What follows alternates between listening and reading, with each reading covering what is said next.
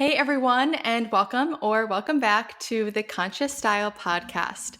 Today I am chatting with Josephine Philips, a 23-year-old recent graduate turned fashion tech entrepreneur working to make the fashion industry circular with her startup Sojo, which is modernizing the clothing repair and tailoring industry.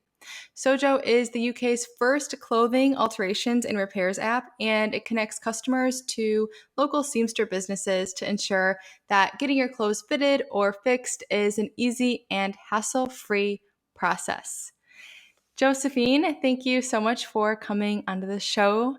Could you start us off with a bit about your background, how you got into sustainable fashion, and why you created the Sojo app? Yeah, for sure. Well, thank you for having me, first and foremost. And I think the journey sort of started about 3 or 4 years ago now. I was in my first year of uni and I discovered Depop. And I basically was like, this is amazing. Secondhand clothes are great. I started selling clothes on there, buying clothes on there, and sort of got my way into the sustainable fashion space, which I then realized was so important because I found out about how exploitative the fast fashion industry was towards garment workers. And it really meant that I really was like, I don't want to be putting money behind these brands that are oppressing women of color. So finding secondhand clothes and realizing that that's a way I could consume consciously was really fantastic. And I got into it. And then I worked at Depop HQ in East London between my years of uni during summer. I did an internship there, and that sort of gave me experience of like a tech startup that was community based and doing something fantastic for circular fashion. And then the final step to the story is that out of the secondhand market, I had a personal problem. I kept finding secondhand clothes that I loved that weren't my size. So I would find an amazing like two-piece suit that was great condition and amazing value. And then it wasn't my exact hip and waist and length and everything. And I was like, I want to alter this, but I have no idea how to sew.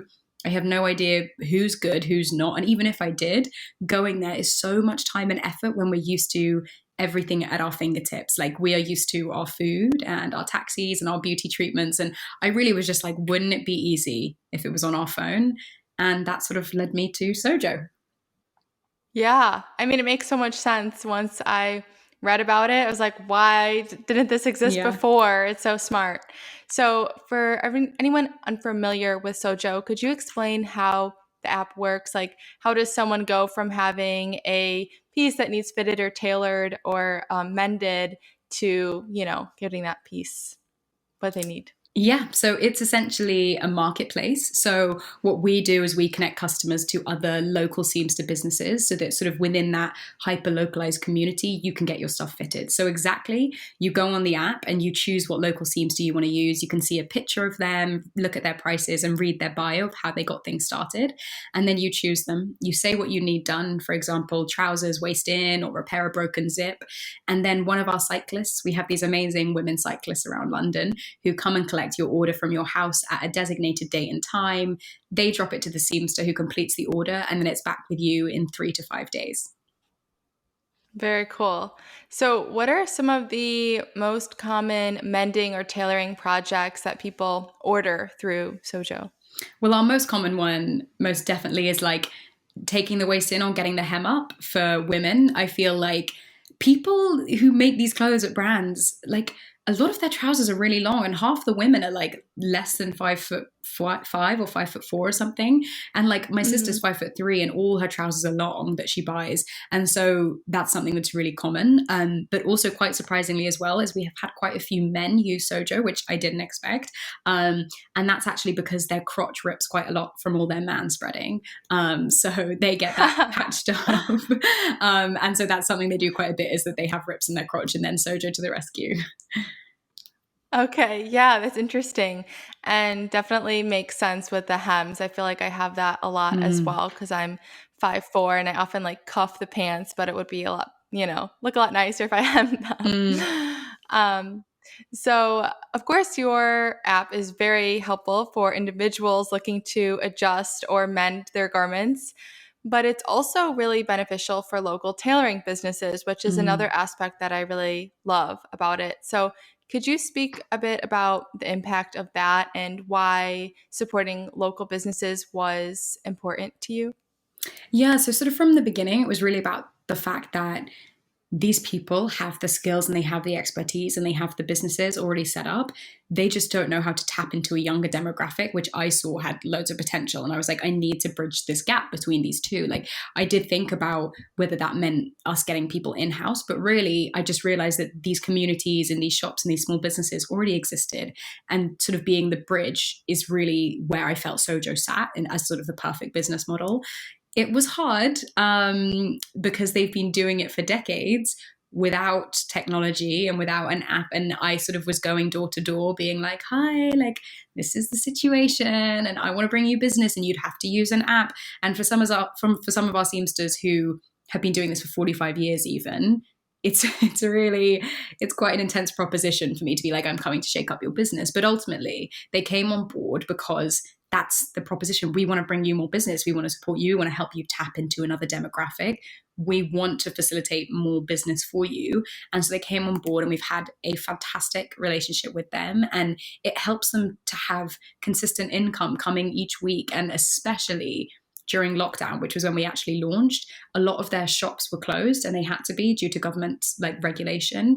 But Sojo was a way for them to get contact-free delivery so they could still be making money because we would leave it on the doorstep, they would take it in, do it. And then, do you know what I mean? So actually it was something that was really beneficial for them, lockdown, out of lockdown, and in general. So we're really happy about that because it's supporting community, supporting skilled workers, which is so important, as we all know, with like the Who Made My Clothes campaign. It's sort of supporting the people behind the garment making and fixing and everything. And that's really important to us at Sojo. Yeah, absolutely. Just like we're learning to, or the fashion industry is starting to learn to respect the makers through the fashion revolution movement, we also, can respect the skills and talents of tailors and seamsters. So that's really, really incredible. And I love that. So a lot of the big circularity campaigns from fashion brands are focused a lot on recycled garments, recycling technology, maybe renting. And we're even seeing more and more resale programs from brands, which is great. But repair is still something that's quite rare. I could only name a few brands off the top of my head that have repair programs. Why do you think that repair isn't getting the same attention as other circular fashion solutions? It's a great question. And I think it really lies in what we find most important within capitalism, which is consumption. So it's how the sort of society functions, is like consuming and consumerism and buying more. And ultimately that's the aim of those businesses anyway. So their resale programs are fantastic and they're adding circularity, but ultimately it is money making in and of itself. And that's an ultimate aim. Whereas I think when it comes to repair, that's really focused on slowing down consumption. Repair has nothing to do with increasing consumption. Even rental is still about trends, and it's still about wearing something new and feeling good in something new, and then being able to buy something, not buy, but rent something else the next week. And I think with repair, it's less glamorous. Like, it's about taking the thing that's already in your wardrobe that's got a rip in it and making sure you patch it up and you can wear it again. And although it's less glamorous, it's just as important. It just doesn't see the time of day because it's not at the brand's central focus, because it's not so much on consumption and it's not as sort of financially generating for them. So ultimately, I think that's why it hasn't been sort of tapped into, but we're here to completely change that and shift that. And we are sort of developing our B2B offering to be able to be that solution for brands to be able to offer repairs to their customers. Really? Oh, wow. I didn't realize that. I'd love to dive more into that later. That's really cool.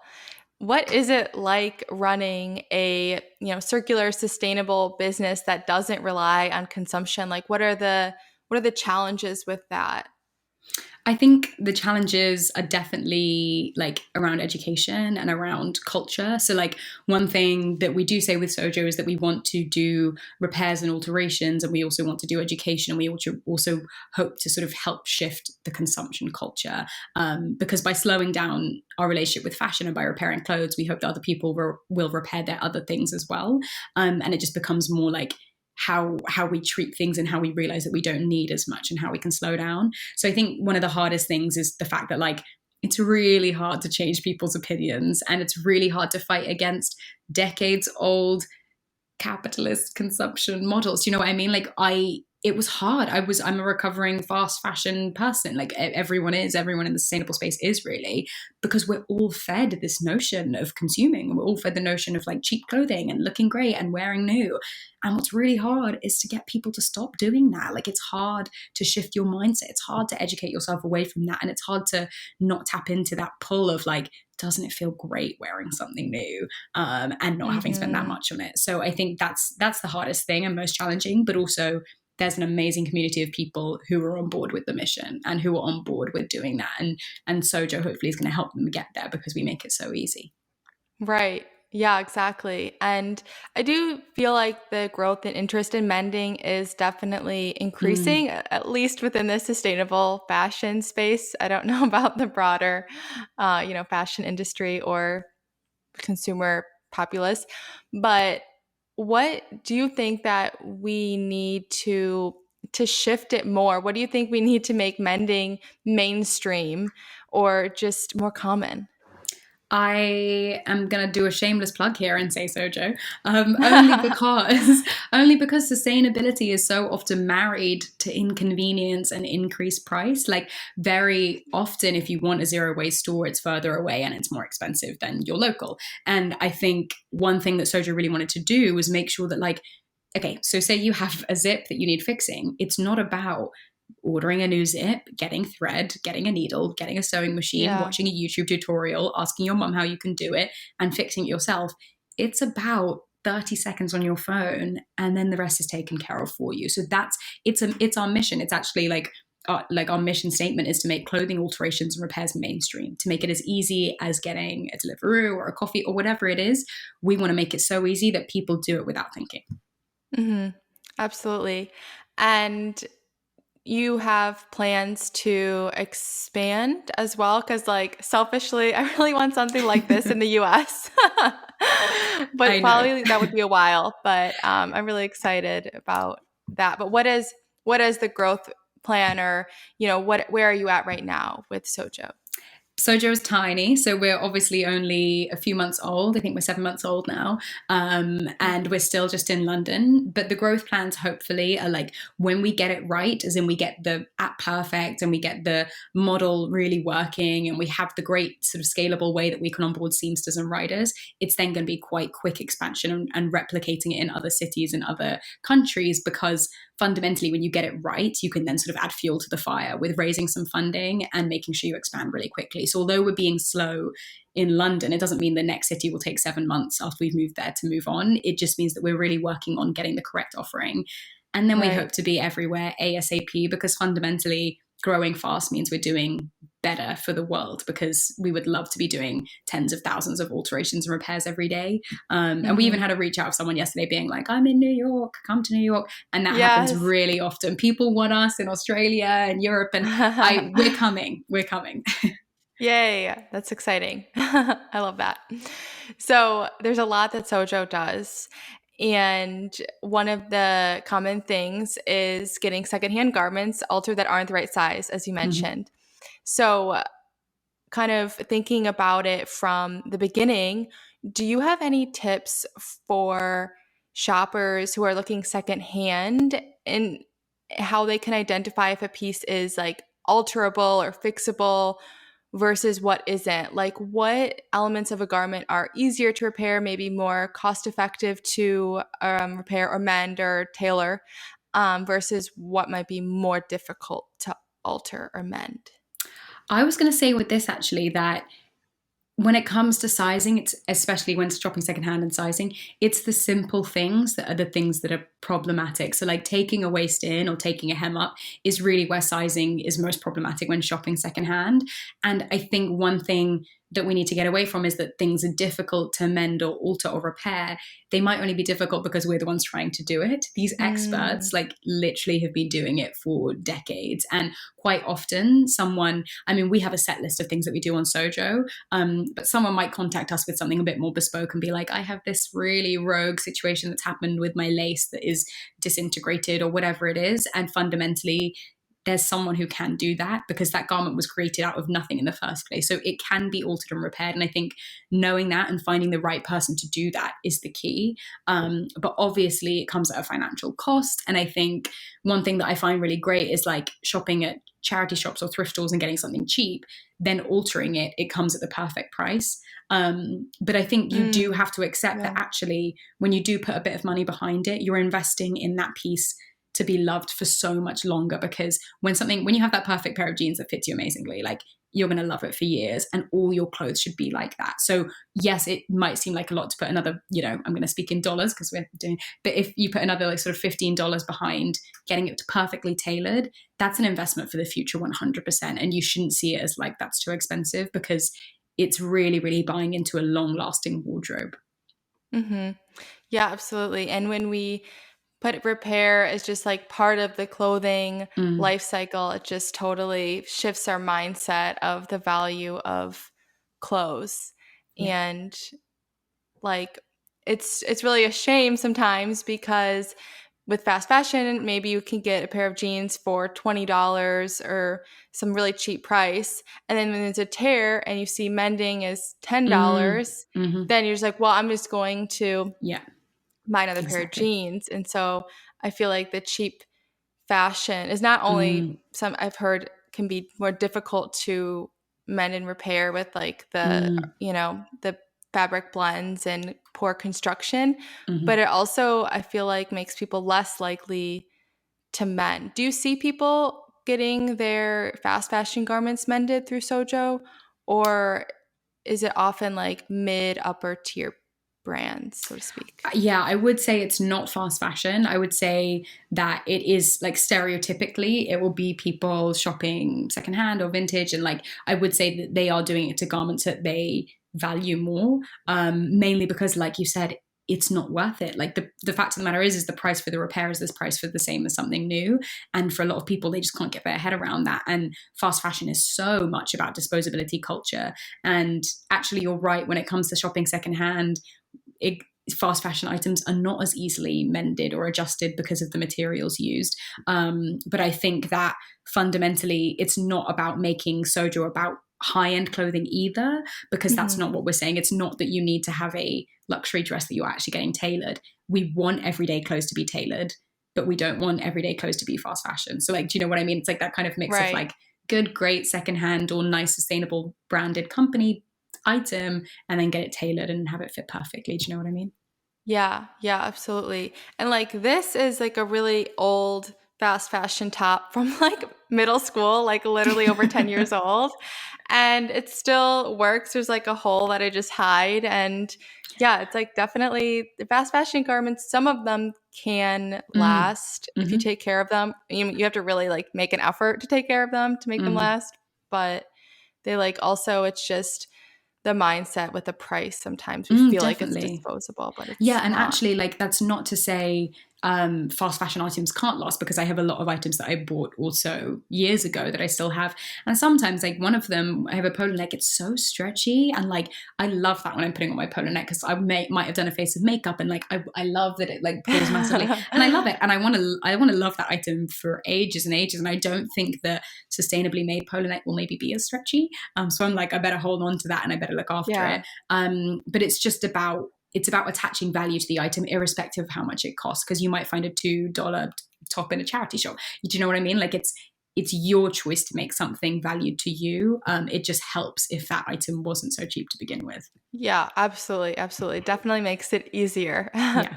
So what other clothing care tips do you have? Of course, we should mend and repair our garments, but what else can we do to extend the lives of our garments? One thing that I love to say is, I heard it from Ursula de Castro, who's the founder of Fashion Revolution, and she gave an amazing tip, which was hide your clothes. Innately, we get bored of the clothes we have, and we're like, there's nothing to wear in my wardrobe. And we sort of like look at them and we're like, I hate all of these, blah, blah, blah. You wanted that item at one point. You wanted it enough to buy it in that moment. And then you wore it probably 3 times that week. And then you really loved it loads. And you were like, this is my favorite item in my wardrobe at the moment. You've just fallen out of love with it because we're made to sort of want something new and shiny. So putting it away, hiding it, and putting it under your bed, and then finding it again in 4 years or 6 months or 1 year, whatever that time frame is, it's exciting again, and it will help you love it for longer because you haven't seen it in a while. And I even feel that way when I put a summer bag away. Like when I get out my summer bag of dresses, I've forgotten what dresses I have, and I'm like, oh my Yeah. God, this is so great. So really get into the habit of like, before you throw it in the charity pile, which might end up going to landfill, or before you do anything with it where you're like, oh, I don't want this anymore, think about just putting it away, and maybe you'll fall back in love with it in a few months' time. Yeah, absolutely. I like thought I lost a pair of shoes in a hotel room one time, and I found them like 3 years later, and it was the most Found them exciting where? thing. I found them like hid back in the hidden back in my closet. Oh Like my my God. closet was a mess, and it was the most exciting thing. It really felt like they were brand Mm, new. And hmm. I appreciated them so much more because I noticed that I missed them when I couldn't find them. Literally. And And so many people have items that they have given away that they're then like, I never should have given that away. Like that's come yeah, back into trends like corduroys or whatever it is. It's come back and like I wish I had that now. Or like, where's that dress that I had? Because in the moment you're like, ugh, don't want this, want it too much, and like I don't like it anymore. But it's just about right. giving it time, and you loved it at one stage, so like you can love it again. Absolutely. Absolutely. Yeah, you can put it in a box and just think about it for a while before you give it Mm, away or sell it or hmm. whatever. And yeah, give it a second chance. I love that. So, I wanted to talk a little bit more about something you mentioned with Sojo developing a B2B offering. Can you share anything about that, or is it still like under wraps? It's actually still under wraps, so it's outrageous that I just threw it out there like that. But no, it's just that it's just that we want to be able to not just be a direct to consumer brand where people can do it, on their app with their local tailor. We really want to also allow brands to have their own repair schemes, and we'll just be the facilitator of that with our like network and with our brand offering. It's in its nascent stages. I don't know if that's the right word, but it's early days. But it's something that's really exciting, and essentially it adds to our mission of making clothing alterations and repairs mainstream, because hopefully you'll be able to buy something from a brand and repair it with that brand and repair your clothes at home as well, and just use Sojo for everything. Yeah. Yeah, because a lot of brands are doing resale programs now Mm, by partnering with other companies yeah. who have that sort of expertise because it Mm, is a an new infrastructure, yeah. arm. Yeah. And I think it was Ursula de Castro who said that that's great and all, but what would be even more amazing if those brands had repair programs and they had a repair arm. Yeah, I think it was her. I hope I'm not mistaken. But yeah, it's the future, I it hope. is. Me too. I also very, very much hope. Yeah. On that note, I think that leads into the final question I have for you very well, which is, what does a better future for fashion look like to you? I think to me, a better future of fashion looks like a whole mix of all these sustainable fashion options we have at the moment. Like, I want them to be in the limelight. It doesn't mean just slowing down consumption and not having any clothes and just repairing and just loving what you already have, which I think is really important.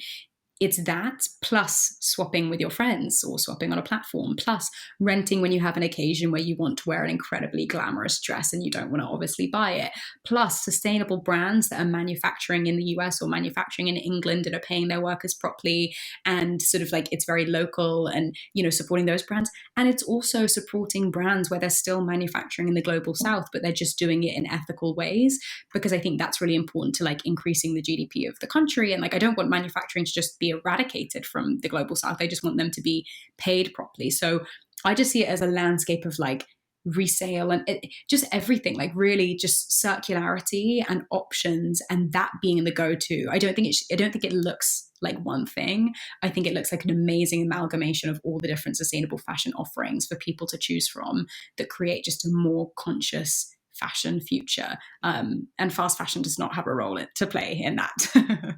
Yes, I love that. That sounds like a beautiful future for fashion. Thank you so much, Josephine. This was such a great conversation, and I really appreciate you taking time out of your day to chat with me about repairs and Sojo. Thank you. Thank you so much for having me. It's been so wonderful. And yeah, I'm really looking forward to Sojo growing and giving it to you guys over in the US. Yes, can't wait.